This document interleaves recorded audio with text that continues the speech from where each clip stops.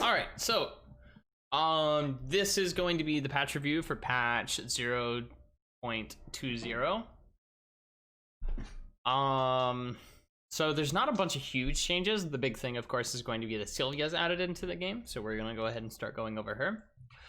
Sylvia's passive is going to be called Lumia Grand Prix. On entering a new area, aside from Research Center, Sylvia's attack speed will be increased by 3%, 1%, 2%, 3%. Of course, it scales with whatever. By the time that this is actually starting to matter, it'll be 3% because that's level 9. She's going to get a lot of EXP for going into these areas regardless. She visits all 15. Her skill amp is increased by 15%. Every 30 seconds, Sylvia can gain 10, 12, and 14 fuel when visiting a new area. Main reason for this is so she can't just like walk into an area, gain 30 fuel. So like if you're at the crossroads of Avenue, Temple, and Uptown, you could leave Temple, walk into Avenue, and you would gain 10, and then you could, or not Avenue, you would step into Alley, and then you would step into Avenue for just a second and gain like an extra 10. And the reason that's why this exists, to stop that. So she's not just getting a bunch of fuel for free. She regains 1 fuel every 3 seconds when not on her bike. So she will naturally gain fuel, but it's not really going to be a lot. Most of your fuel is going to come from landing your abilities. For those of you who don't know, Sylvia is a basically stance character. Think of it like Jace, where she has a hammer form and a like gun form, basically. The main difference would be is that it's more like a bike instead of a hammer. So, radar Q. Sylvia fires a radar gun, dealing 25 all the way to 105 with 40% AP scaling. Heals allies hit. And it'll also heal Sylvia regardless. She's kind of more like Nara because she needs to build up her rage. I mean, technically, but she can transform to her bike even like with like 5 fuel, so she doesn't need a bunch. Sylvia gains 5 fuel for each target hit, excluding herself. Cooldown is 7.5 all the way to 4.5. This cooldown scaling isn't like massive. Like the first levels may help a little bit, but I don't think this is what we're going to max on her personally. Mostly because you have to keep in mind that whatever you max, you're going to be maxing on bike as well. Target distance is 5 meter, range of 7 meters. So if you're familiar with Senna, it actually works exactly like Senna Q. Spare tire. Sylvia launches a spare tire in target direction, dealing 70 to 130, plus 60% AP to 154 to 286 based on distance. It's not like it scales up until end distance. There's actually just 2 solid zones. In the first half of the zone, she'll be dealing this. In the second half of the zone, she'll be dealing this. If you're in the second half of the zone, you don't get knocked back. So anything after 3 meters is knocked back. Or after 3 meters is getting the full damage, and anything before 3 meters is getting knocked back. Upon hitting the enemy 3 to 4, she gains fuel based on the distance of the tire traveled. Now, this is the important thing because more than likely she's going to be getting 2 fuel. But if she gets 24 fuel off of just E, that's actually a lot of fuel. So she could end up getting a good amount from this. W, I guess I missed W and skipped over it on accident. So W, Sylvia sets up a finish line in target location, dealing 40 to 80 plus 30% AP, decreases their movement speed of enemies that pass through it by 40%, scaling all the way to 80% for 3 seconds. Goes up 10% per level. This only occurs the first time the enemy passes through it. So it's basically, what's his name? Karthus wall. A lot of people like to say that it's more like Jace Gate, but this is exactly like Karthus wall. So you can think of it like that. R, shift gears. Sylvia hops onto her motorcycle, consuming 5 fuel every 1 second, increasing her movement speed by 0.2, 0.25, and 0.3, giving her different skills. Now this is important. The first reason why is this shows us that this ability has levels. This means that her shapeshifting is not going to be available until level 6, which is very odd for a shape character. Normally it's available from the start of the game, and because of that, they kind of lose out on like a traditional ultimate, which she also does in a way, but she does get a lot of benefits from being in it. Cooldown is 3 seconds. She can use shift gears when her fuel is above 30. Okay, I was wrong earlier. You can't do it with 5, but 30 isn't going to be too hard to get. Do you know if fuel drops off? So that's actually, yeah, in a way. So like when you're on the bike, it consumes 5 for every second. That's the main fuel drop off I think you're talking about. Do you think she'll be a pistol only character? Yes, she only uses pistol. I'll show you the way her abilities look after this. So you Sylvia cannot use normal attacks and weapons while on her motorcycle. So that's very interesting. When she's on her bike, she can't attack. Let's say you're out of combat for X amount of time. No, when you're out of combat, you gain fuel. You don't lose fuel. Big question is going to be what the max fuel is, and you wonder how long to stay on bike. We're assuming max is 100. And no, as it stated in the beginning of this, you gain 1 fuel for every 3 seconds you're out of combat. When she first changes to motorcycle mode, she decreases her movement speed by 50%, and then revs up for 1.5. So this is actually kind of bad. What this means is that Sylvia doesn't want to be changing to motorcycle mid-fight, because she's actually going to have like really low movement speed for the first second and a half. It's almost like, I mean, really, it's just a 50% slow, so. But her defense is increased. There will be times that you'll want to do this because the bike is the only form of reliable CC you have other than the knockback on tire. But it's not a huge deal. So now we're moving on to bike skills. Power slide. Sylvia spins her bike, dealing 60 to 280 plus 50% HP to enemies in range. Cooldown is 3 seconds. This is actually pretty nice, and if you wanted to max this, I would understand it because it ends up being a pretty good form of damage from her. No fuel consumption either, so you can pretty much just spam this every 2 seconds. This is going to be her auto attack, so to speak. Front flip. Sylvia jumps in the damage direction she's currently facing, dealing 90 to 250 AP plus 60% to enemies in range and knocking them airborne. Cooldowns 10 to 6. Distance range is 3 meters, but the range of the attack itself is 1.75. Fuel consumption of 5. Not huge. Wheelies. Sylvia wheelies towards the target, dealing 40 to 140 plus 60%, and knocking the enemy back by 1 meter. She deals 6 to 22 based on her depending movement speed. So the main thing of this is if she swaps to bike and then immediately does wheelie, it's not going to do as much damage than if she waits for the rev time. And then change back. Sylvia dismounts and reverts her skills. Her next normal attack within 3 seconds deals 125 to 175% damage. There's actually a good reason to level her ultimate. Other than just the movement speed bonus, it will help scale how much she'll be dealing with her autos, if that's the intent of your build. So looking over this, I'll probably be maxing Qs specifically for the power slide on bike. There's a decent argument to make for maxing E, because wheelie does seem like a pretty decent skill. Spare tire is also pretty decent. The damage scalings are really nice on both of them. Compared to W, front flip would be good, but I don't feel like maxing finish line is actually important at all. Q is probably the way to go, though. I don't know if we actually care to increase her passive early or not. I think it's going to depend on how much you're focusing on taking the areas around. I would like to see this changed, actually. I would like to see her gain 1 fuel at rank 1, 2 fuel at rank 2, and then 3 fuel at rank 3. Mostly because she's going to be able to get fuel less often as she gains areas, so late game this would be the main income of her fuel requirements in between fights. You can stay on gun mode and get to 80% slow from Q and W max. I would probably do Q and E, because half of her power in her kit's going to be coming from these. If you're doing an auto attack based build, then yeah, you want to stay in this, but you still want to be going back and forth for the empowered auto attack whenever you get off. So there's still a reason to use bike. We're gonna pull this back up. Click here.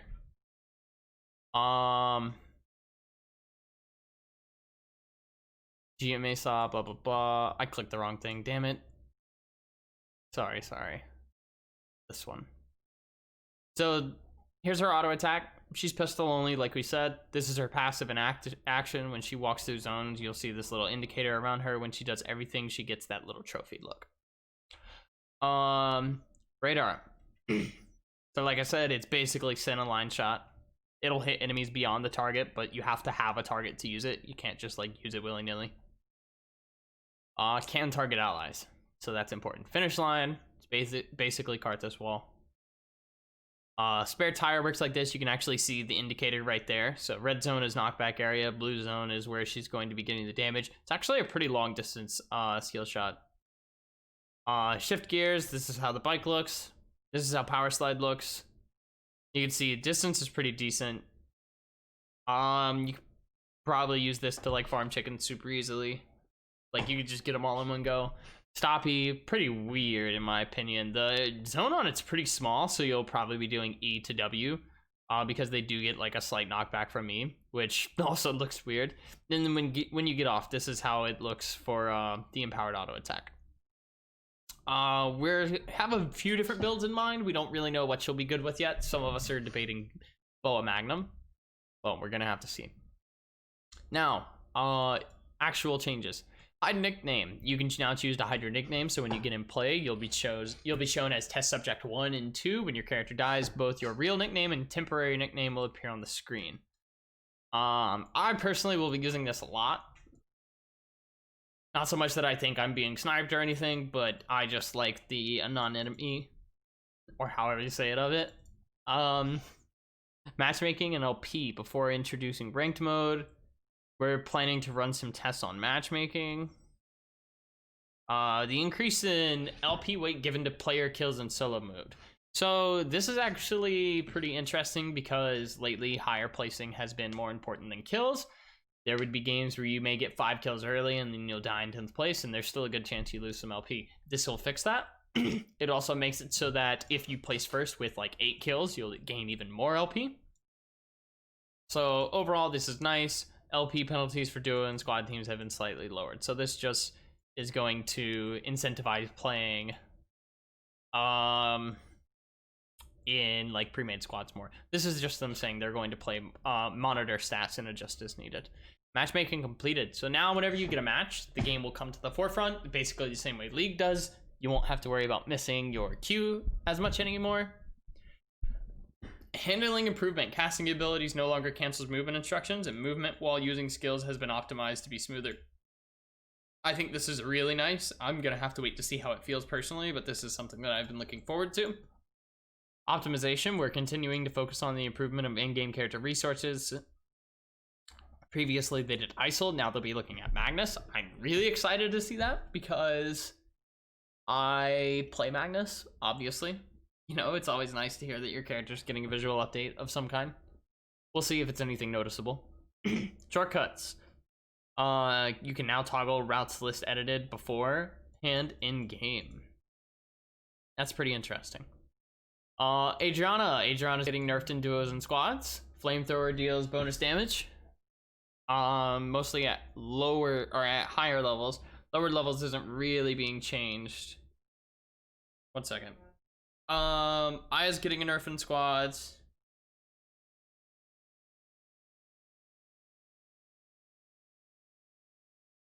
And then Kiara is getting nerfed in squads by 5% and 3%, respectively. Fiora's two-handed sword win rate is high, but the sample is really small and is rarely chosen above 800 LP, so we haven't made adjustments to her for this update. So basically what they're saying is two-hand is really good in the lower levels of game, but it's not being really picked in high elo at all. So they don't want to nerf it just yet in case it's actually just bad. Fente though is getting a buff. Cast time is reduced, base damage is increased, and cooldown is decreased. So overall, Q is just better. This is an improvement to all forms of Fiora, especially Spear, which personally I think is the strongest. Heijin's getting an HP regen nerf. Base regen and per level. Or not Heijin, I'm sorry, Heart is getting an HP regen nerf. I really don't know if I consider Heart to be broken at the moment. The build that is really performing well with her is actually innate in my opinion. So this is a nerf to that build because it does have percentage HP regen in it. I don't know if this actually contributes to it being any worse though. Heijin, hitting all 5 omens, someone early in the game did a little bit too much damage, so they're nerfing its damage at level 1 ultimate and then level 2 just slightly by 20 and 10 respectively. Late game it'll still be doing the same amount of damage. Cyan, wrong chat. ISIL. So ISIL's camouflage is getting a buff. Lower cooldowns at later levels. As far as I know, you don't really max camouflage. You max Q and then W, or W then Q, depending on the build.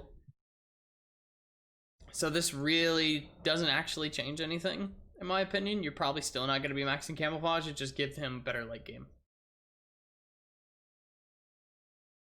Nadine. Damage dealt in duos mode is actually buffed. That's pretty interesting to me because I don't know the state of Nadine in duos and squads. I think it's interesting that she only needs a buff in duos and not squads though. Choichi is getting another, I would call it more of an adjustment than a nerf. So he's losing 3 base attack power and gaining 0.3 per level. So that means at level 20, it's technically the same. But how often do you get to level 20 in games? So overall, that's really a nerf. HP per level though is increased by 3. So they're taking that 3 base attack power and giving them 3 more HP per level. That's kind of nothing. Bad Faith though, no longer unable to use Bad Faith even after the cooldown was reset with Good Faith. So that must have been a bug of some kind I'm no longer familiar with. And then his R will always have static locations. Used to be it was based on whichever way he was facing. So now you won't have that problem anymore of like maybe you were facing to the left a little bit and it gave you like odd dagger location spots. Weapon adjustments. Army Knife gets a buff. That's pretty okay because Army Knife's pretty bad. Rose Knife also gets a buff. When it comes to blue weapons, Dagger and Bat have the worst ones in my opinion. I might be wrong though. Those are just the ones I'm familiar with. Vibroblade gets a buff and Carwinian gets a buff. A lot of this is really just because even after the nerfs to Mount Slicer, no one's still building the other weapons, and that's because the daggers are pretty bad. So I think I prefer to see this over nerfing Mount Slicer, because eventually if you just keep nerfing Mount Slicer, no one's ever going to play dagger. Parshu gets a nerf in Axe. I'm kind of curious as to why. I don't think Axe Jackie is personally very busted, but maybe there's something going on the Korean side that we don't know about.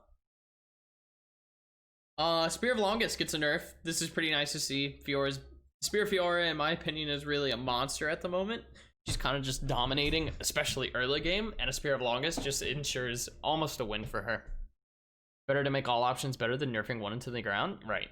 Tactical Tonfa getting a buff of 5 attack power. So I've actually been testing out Tactical Tonfa this patch because it also got a lifesteal patch, the one right before this. So it's actually a pretty solid weapon overall. I'm going to keep doing some testing. I'm not sure though if it's worth building over 1-inch punch, which is basically just the hand variant of Tactical Tonfa. Build slightly different, has slightly less damage, but it comes with SP regen and the better weapon skill in my opinion. We'll see if this puts it over the edge though and makes it worth taking. Pistol, moving reload was a little strong early. I agree. Moving reload's cooldown has been increased early, and movement speed increase has been decreased early. So its level 2 is still going to be the same. Level 1 is basically you won't be able to use it as much, and you won't get as big of a movement speed buff. Skill amp per level for a pistol was actually increased though. This is going to be big on ISIL. It'll also probably be an overall buff to any form of like kitey like elegance build for Aya, and then this of course is going to be a huge boon for shoot, what's her name? Sylvia.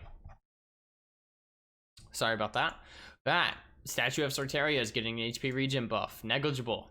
Hammer, Magic Stick's getting a buff for 5 attack power. Also negligible. This is actually kind of funny, right? Because I watch a lot of AP Magnuses play, and half the time they don't even go for Magic Stick, even when it's offered to them. They'd rather just not waste the time. But I feel like that's just an oversight on their part. Magic Stick is definitely way better than Fang Mace. So maybe this will actually bring this to their attention and be like, oh shoot, you know, I should be building this. Guitar. Guitar weapon skill is getting a nerf on projectile speed. Cool. Not sure if anyone asked for that. Sniper range. So this is an interesting change. Sniper is getting less attack range, but it's also gaining movement speed across the board by 0.5 and then 0.3 in one other case. So they're taking away some of the range that sniper rifles have in general and taking away some of their, are giving them a little bit more ability to make up for that. Also on the side of that, NTW is getting a skill amp nerf, and so is Deadly Ray. I I don't know if this changes like what you want to build. Sniper rifle has been really performing well lately in Korea. Haven't seen those results in NA. That could just be because people haven't really caught on to how to play it correctly. Bucephalus, though, is actually getting a very interesting buff of 0.3 movement speed. Or 0.3. I think this actually puts it on par with EOD boots, which is very interesting. I liked how EOD boots was slightly faster than Bucephalus, seeing how it's the defensive boot option and Bucephalus is the offensive boot option. But if they feel like Bucephalus isn't being picked as much, this could be a really healthy change for it. Since movement speed, I think, is the most important stat to change on boots, as it gives them more impact on the build. Cameras are getting nerfed in general. 1 to surveillance cameras, 2 to telephoto cameras. If you didn't know, this is the main reason why you will upgrade your cameras for late game. It does give you more range, which on rounds where the zone 1 or final zone is at night, that's huge. Maps. This is pretty interesting because we don't actually know the full extent to these changes. 3 new boxes are added to the avenue near alley. So if your route is doing alley to avenue or avenue to alley, this is actually going to be big. The following items were added to the box. I think this is every item in alley or avenue except for the SP items and the HP items. So it's pretty interesting. They're giving you, I didn't know that certain boxes didn't have certain items inside of them. This is actually news to me. I'm pretty interested to know what other boxes are this way, because this means that like you can dip into like areas to search like one box and you're guaranteed to not have it filled with like healing items. On security console is getting changed. It's being moved to a different area, and apparently this also means the location of some boxes are being moved. I don't actually know which boxes are being moved, and I'm pretty sure the security console is only getting moved outward a little bit, because at the moment on the back side of it there's like stairs that go up and it's part of the outline, and it makes it kind of odd because apparently altitude matters. So they're moving it away from the stairs. Nickname no longer goes behind HP bar when using sniper weapon skill. AI installed equipment in versus AI mode now properly works, and saved plans windows that appeared when the game started is deleted. So that's pretty much the patch notes. Biggest takeaways, I would say, 1, new characters getting added, movement optimizations for skills, and I mean, really there's not too much else interesting. Snipers are getting adjusted, and that's pretty neat. But I can't say there's anything in this that really just sticks out to me like, oh, this is absolutely going to change a character, you know? So overall, just a pretty bland patch. I don't mind this though. I think the state of the game is actually pretty solid. They're definitely adding power to the places it needs to be, like in Adriana and Shoichi, kind of. I think Shoichi's actually fine. People are starting to get a handle of like how to play him properly, and I thought that's just what they needed all along. She's probably gonna need even more. I feel like she's fine now, actually. I don't think she actually does need any more, because you're seeing like in duos and squads, she's actually overperforming quite a bit. She's just weak in solos, and I think that's just the nature of her kit. They don't want to make her a monster in solos, so I think this is honestly all she needs, because Q is normally going to be the ability you max anyways. So hopefully after this, Adriana will be just, you know, another viable character, and she won't need much more love, but overall, we won't know until the end of the patch. So yeah, that's the end of the patch rundown. And I hope you guys enjoyed it. If I missed anything, make sure to let me know.